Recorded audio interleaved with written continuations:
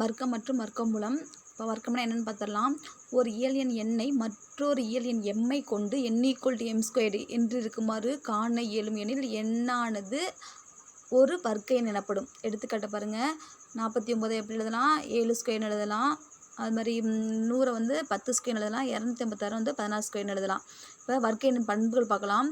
வர்க்க எண் வந்து அதாவது லாஸ்ட்டில் 1 0 1 4 5 6 மற்றும் 9 ஆகிய எண்களில் ஏதேனும் ஒரு எண்ணை மட்டும் கொண்டு முடியும். நம்மளுக்கு தெரியும் 1² பண்ணால் 1 வருதா, 2² பண்ணால் லாஸ்ட்டு 4, 3² பண்ணால் 9 வருது, 4² பண்ணால் 16, 1 ஸ்பேஸில் உள்ள நம்பர் 6 வருது, 5² பண்ணால் 25, லாஸ்ட்டு உள்ள 1 ஸ்பேஸில் உள்ள நம்பர் 5, 6² பண்ணால் 36, 6, லாஸ்ட்டு 1 ஸ்பேஸில் உள்ள நம்பர் 6, 7² பண்ணால் 9, அதுமாதிரி 8² பண்ணால் 64, 10² பண்ணால் 100 0 வந்துடுது. அப்போ வந்து லாஸ்ட் நம்பர் எதில் முடியலாம்?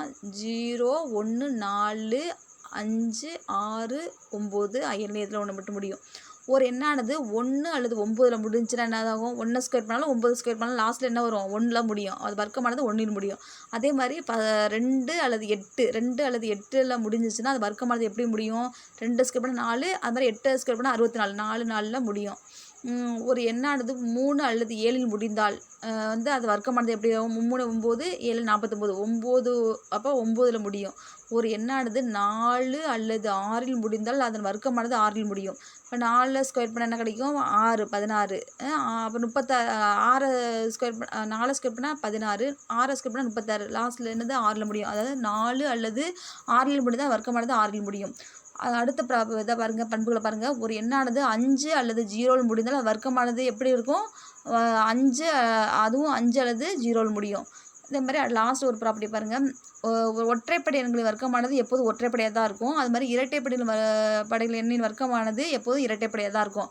எதில் வந்து முடியாது அப்படின்னு பார்த்தோம்னா, அதாவது 1 2 3, அந்த 1 விட்டுட்டு 2 3, அப்புறம் லாஸ்ட் நம்பர் 7 8, 2 3 7 8 வந்து வர்க்க எண்கள் வந்து முழு வர்க்கம் வராது, இருக்காது. அது வர்க்க எண்ணாக இருக்காது.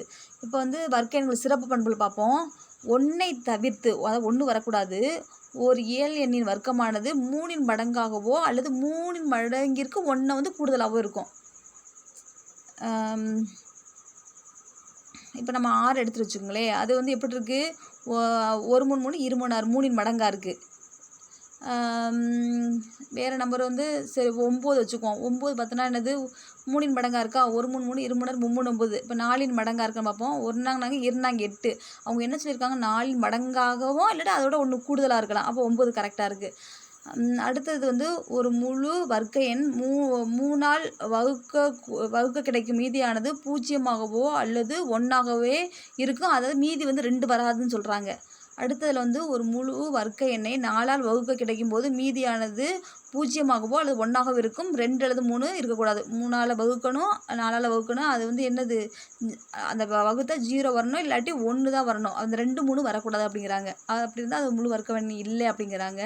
அடுத்து வந்து ஒரு முழு வர்க்க எண் 8ஆல் வகுக்க கிடைக்கும் மீதியானது 1 வந்து 0ஆகவோ அல்லது 1 அல்லது 4ஆகவோ இருக்கலாம். ஆனால் வந்து 2 3 5 6 7 ஆகியவை மீதிகளாக இருக்காது. அப்போ ஒரு வர்க்க எண் வந்து 8ஆல் வகுக்கும்போது ஒன்று 0ஆக இருக்கணும், இல்லாட்டி 1ஆ இருக்கணும், அல்லது 4ஆக இருக்கணும்.